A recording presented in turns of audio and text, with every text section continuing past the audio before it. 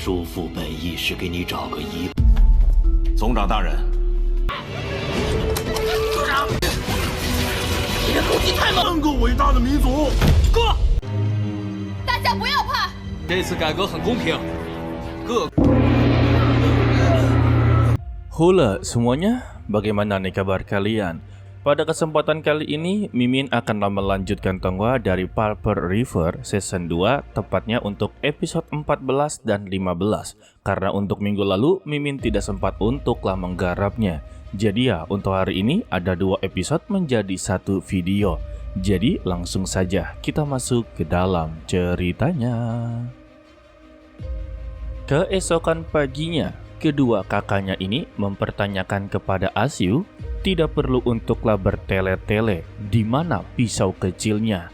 Dan Asyu membalas, dia telah kehilangan pisau tersebut demi menyelamatkan seorang gadis sebelum masuk kota. Dan Tuan Dilin memberitahu kalau pisau kecilnya ini berada di seorang wanita dan dia berasal dari keluarga Liu Feng.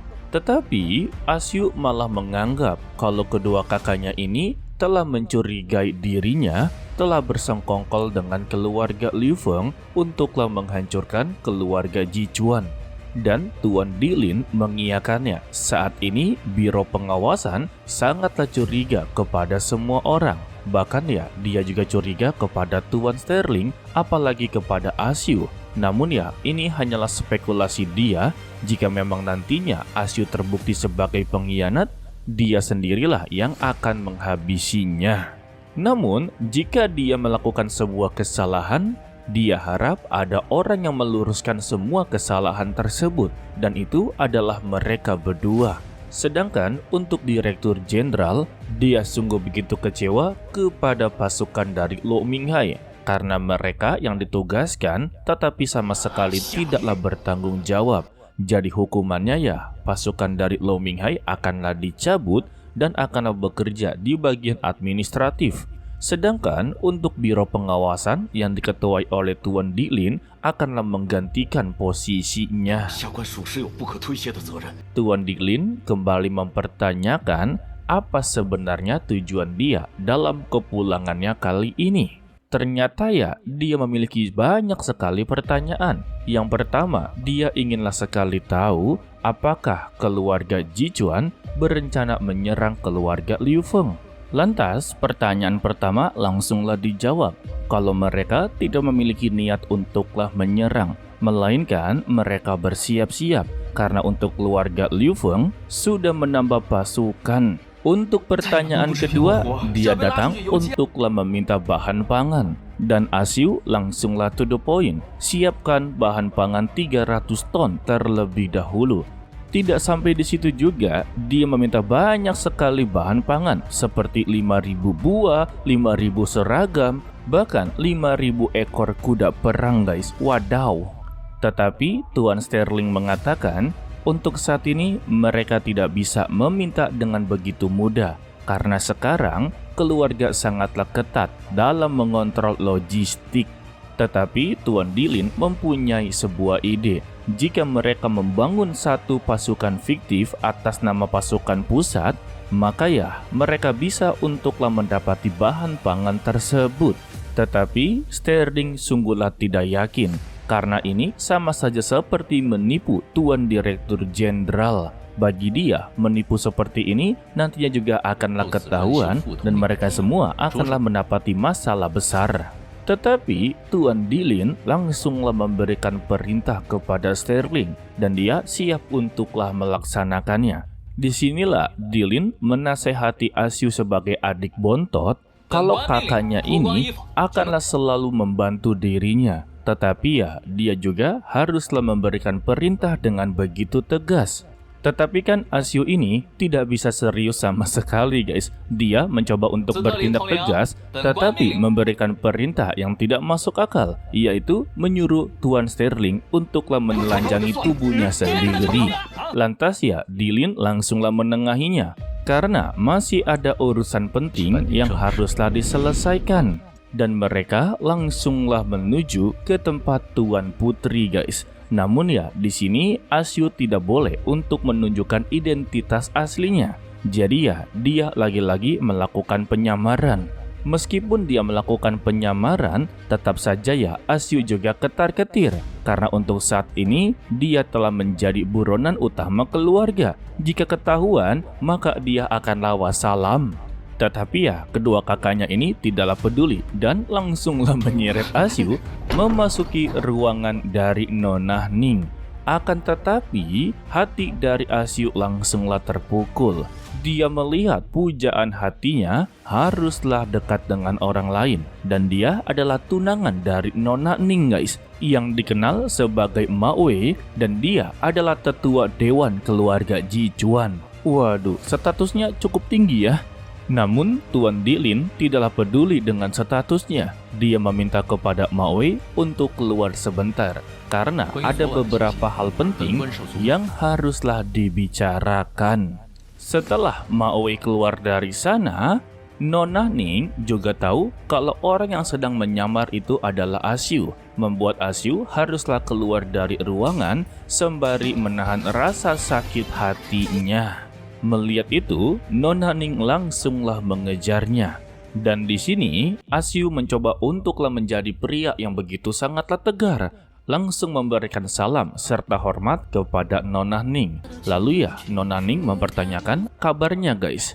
Asyu membalas berkatnya semuanya baik-baik saja. Dan Asyu pun memberitahu kalau mereka berdua begitu sangatlah serasi. Dari pernyataan tersebutlah Nona Ning tahu kalau Asyu sedanglah cemburu kepadanya. Iya, gimana kagak cemburu ya? Lu dari kecil berjuang bersama-sama bahkan membuat janji. Tetapi udah dewasa malah sama orang lain. Gimana kagak sakit hati guys? Dan Nona Ning memberitahu kalau dia dan Ma Wei sudah memiliki rencana untuklah bertunangan. Asyu memberikan selamat kepadanya serta memberikan sebuah kantung penyimpanan sebagai tanda hadiah atas pertunangannya. Dan Asyu pun pergi dari sana.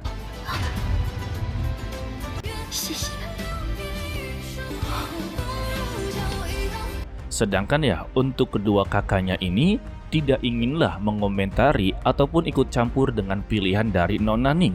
Namun mereka berdua memberitahu semalam yang berjuang mati-matian untuklah menyelamatkan nyawanya adalah Asyu. Bahkan ya, orang yang memikirkan segala cara untuk merebut kembali wilayah keluarga itu adalah Asyu. Hal itulah membuat Asyu mendapati masalah besar dan kini dia disebut sebagai pengkhianat keluarga dan menjadi buronan utama. Jadi bisa dikatakan kalau Asyu ini sebagai pahlawan dari keluarga Jichuan yang sama sekali tidak dihargai guys. Atau pepatah mengatakan 1000 kebaikan akan kalah dengan 1 kesalahan. Dan ketika kantung penyimpanan dibuka, ternyata ya itu berisikan batu permata yang selama ini telah dikumpulkan oleh Asyu hanya untuklah Nona Ning. Sedangkan ya untuk kedua kakaknya ini tahu betul apa yang haruslah mereka lakukan. Tuan Dilin akanlah meninggalkannya karena masih ada beberapa urusan. Sedangkan untuk Tuan Sterling mengajak Asyu untuklah berkelahi. Mungkin ya dengan cara seperti ini akanlah menghilangkan rasa kesedihannya meskipun hanya sedikit. Setelah mereka baku hantam, Asyu mempertanyakan mengapa dia mengalah kepadanya. Dan jawaban dari Sterling ya, apakah dia merasa begitu baik setelah melakukan pertarungan? Dan tatapan dari Asyu ya, tampaknya dia jauh lebih baik daripada sebelumnya. Dan karena Sterling tahu kalau malam hari ini mereka akanlah berpisah, Sterling memberikan sebuah peringatan. Kalau pasukan dari Ling Busu tidak mungkin membiarkan wilayah timur jatuh begitu saja. Suatu saat nanti ya, mereka akanlah menyerang kembali dengan pasukan dalam jumlah yang begitu banyak. Dan Asyu membalas, jika nanti Ling Busu menyerang, bisakah dia memimpin pasukan untuklah menahan mereka juga? Sayangnya, Sterling sama sekali tidak bisa melakukannya dengan alasan kalau keluarga mereka juga masih sedang memulihkan kekuatan. Tetapi ya, sebagai kakak, dia juga akanlah tetap membantu dengan caranya. di mana dirinya bisa mengatur Lin Bing mengadakan latihan militer. Dan rencananya mereka akanlah melancarkan serangan pura-pura untuk memecahkan kekuatan dari Ling Busu. Namun ya tetap saja mereka perlu yang namanya persetujuan dari Biro Pengawasan. Tidak lama dari itu, Dilin berada di belakang dan dia menyetujui rencana tersebut. Singkatnya, pada malam hari ketika mereka inginlah berpisah, Dilin memberikan sebuah hadiah kecil yang ternyata ya itu adalah pasukan Asyu sendiri, yaitu Gu Lei. Dan akhirnya mereka pun berpisah. Namun dalam hati dari Asyu, sebetulnya dia ingin sekali tinggal di kota atas seperti ini. Namun ya keadaannya lah yang membuat dia terpaksa meninggalkan kota atas. Dan dia berpesan, kemungkinan besar ini adalah terakhir kalinya dia berada di kota atas dan bertemu dengan kakak-kakaknya. Namun untuk pertemuan terakhir kali ini, dia sudah merasa begitu sangatlah senang. Karena setelah dia keluar dari kota atas ataupun keluar dari keluarga Jichuan, dirinya adalah Raja Guangming dari timur jauh. Kembali kepada Nona Ning yang sedanglah dipertanyakan oleh Direktur Jenderal bagaimana pendapat dia tentang keluarga Ma. Dan Nona Ning secara to the point kalau dia tidak inginlah bertunangan dengan Ma Wei. Kenapa kagak dari awal ngomong ke Asyu ya? Kalau begini caranya ya semuanya serba ngegantung guys. Untuk direktur, dia tidaklah mempermasalahkannya, justru mendukung semua pilihan dari Nona Ning. Jika memang dia tidak menyukainya, maka pergilah dan akhiri saja. Kebetulan Nona Ning ini sudah mulai pulih, berarti ya Direktur Jenderal memiliki tugas tambahan. Sebagaimana ya kalau Nona Ning ini adalah pewaris dari keluarga Jichuan, dan dia akan menjadi ketua untuk kelas selanjutnya. Jadi ya mulai sekarang dia akanlah terus berada di dekat Direktur Jenderal untuk memahami sistem pemerintahan keluarga Jichuan. Dan di dalam rapat inilah Tuan Sterling dan Tuan Dilin akanlah mengutarakan rencana yang telah disepakati mereka bertiga. Memang untuk saat ini keluarga Jichuan sedanglah memulihkan kekuatan mereka, tetapi ya tanpa adanya kekuatan militer itu percuma saja. Dan inilah saatnya Tuan Sterling untuk masuk ke dalam celah tersebut. Dia memberikan sebuah saran jika mereka melakukan sebuah rekrutmen kepada para pengungsi timur jauh dan pasukan pribadi para bangsawan, maka kekuatan militer mereka ini akanlah bertambah kuat. Ditambah, Dilin meyakini mereka semua kalau Biro Pengawasan telah melakukan penyelidikan. Semua para pengungsi timur jauh memiliki jumlah yang begitu sangatlah banyak. Salah satu contohnya ya seperti Adipati Wu memiliki lebih dari 30.000 prajurit di wilayahnya sendiri. Dan di Provinsi Dama memiliki lebih dari 16.000 prajurit. Dan seperti biasa, Dilin memiliki perselisihan dengan Lo Minghai. Kalau keluarga bangsawan ternyata memiliki pasukan pribadi dan seharusnya itu tidak perlu diadakan. Bahkan ya pasukan pribadi para bangsawan ini terlalu banyak dan disebut telah melanggar hukum. Mendengar itu ya Lo Minghai sungguh tidak terima. Kalau bangsawan memang perlu untuklah dijaga. Jika tidak ada penjagaan, maka mereka bisa saja diserang oleh orang yang tak dikenal. Alhasil, ruangannya semakinlah memanas. Beruntungnya di sana ada Nona Ning yang langsunglah menengahinya. Dia meminta izin untuklah menyampaikan beberapa sepatah kata kepada mereka. Untuk para bangsawan yang telah melanggar hukum, bukan berarti mereka ini memiliki niat untuklah memberontak. Jadi ya, dia meminta kepada Direktur Jenderal, berikanlah kesempatan para bangsawan-bangsawan ini untuklah membuktikan apakah mereka setia dengan keluarganya atau tidak.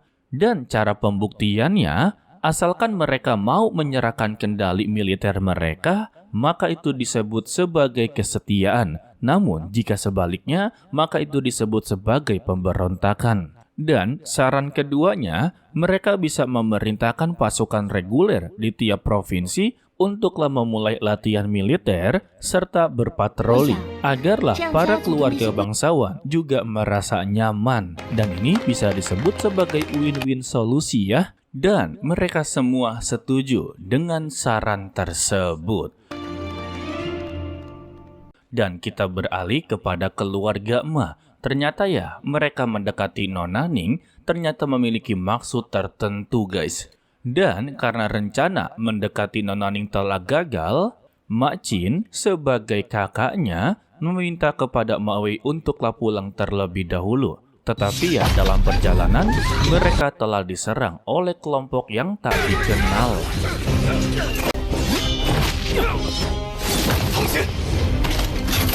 Sayangnya, Mak Wei berhasil untuklah melarikan diri. Ternyata ya semua ini adalah perbuatan dari Di Lin guys. Ya kalian sudah tahu lah ya alasan Di Lin melakukan ini karena Di Lin adalah orang yang penuh dengan perhitungan dan dia tahu maksud dari keluarga Ma memiliki niat buruk.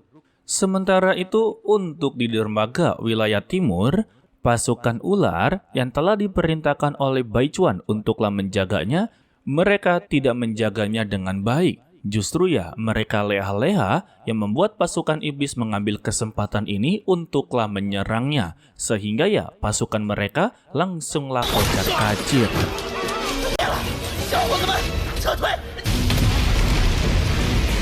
Sedangkan untuk Asyu dan Gulei, mereka telah berada di dermaga wilayah timur dan melihat seluruh pasukannya sudahlah tidak ada di sana. Sehingga ya Asyu memutuskan untuk kembali ke kota Kearney. Keesokan harinya, Baichuan yang telah mendapati informasi kalau dermaga biru telah jatuh ke tangan pasukan iblis benar-benar sangatlah marah besar.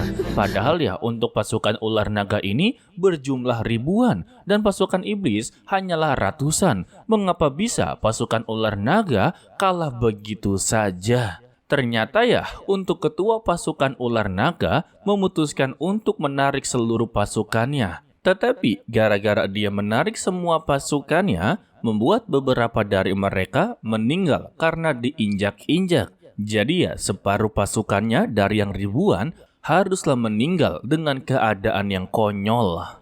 Tidak lama dari itu, Asyu datang dengan mempertanyakan apakah mereka bisa menjelaskan hanya dalam waktu sebulan saja separuh dari benteng kota mereka bisa jatuh. Sayangnya mereka saling menyalahkan satu sama lain. Untuk para ular naga, kurcaci ataupun si buaya ini mengaku kalau mereka tidak mendapati bahan pangan yang cukup, membuat pasukan mereka begitu lemah. Namun untuk pasukan Asyu sendiri mengaku mereka memberikan makanan yang cukup. Alhasil ya, mereka saling menuduh satu sama lain guys. Lantas ya, Asyu langsunglah menggebrak meja dengan memberikan sebuah titahnya kalau seluruh prajurit sukarela akan melakukan reformasi militer. Mampus dah lu. Bagi yang belum tahu, arti dari reformasi militer itu ya proses penyesuaian ulang peran dan fungsi militer. Kalian tahu lah ya, arti dari militer itu ya merujuk kepada angkatan bersenjata ataupun tentara. Dan tentara-tentara ini yang akanlah berperang yang membutuhkan namanya makanan atau bahan pangan. Membutuhkan senjata, membutuhkan kekuatan, butuh strategi, butuh wilayah. Intinya semuanya butuh. Karena kekuatan militer sangatlah penting bagi negara agar tetap aman. Namun guys, untuk mendapati kekuatan militer yang dikatakan sempurna, dasar-dasarnya terlebih dahululah yang diperkuat, seperti bahan pangan, organisasi yang terstruktur, serta lain-lainnya. Begitu ya. Alhasil, Baichuan langsunglah mengumumkan, bagi mereka yang terluka ataupun bagi yang lemah, mereka dipersilakan untuklah bekerja di bahan pangan, seperti menjadi petani ataupun pandai besi ya. Sedangkan untuk Asyu, dia akan membentuk ulang struktur organisasi agarlah lebih jelas. Dan dia akanlah membentuk pasukan yang lebih sedikit jumlahnya, tetapi berisikan prajurit yang elit. Namun ya ketiga ras ini tidaklah terima untuk digabungkan menjadi satu. Karena mereka memiliki peraturannya masing-masing. Asyu menghargai adat istiadat mereka.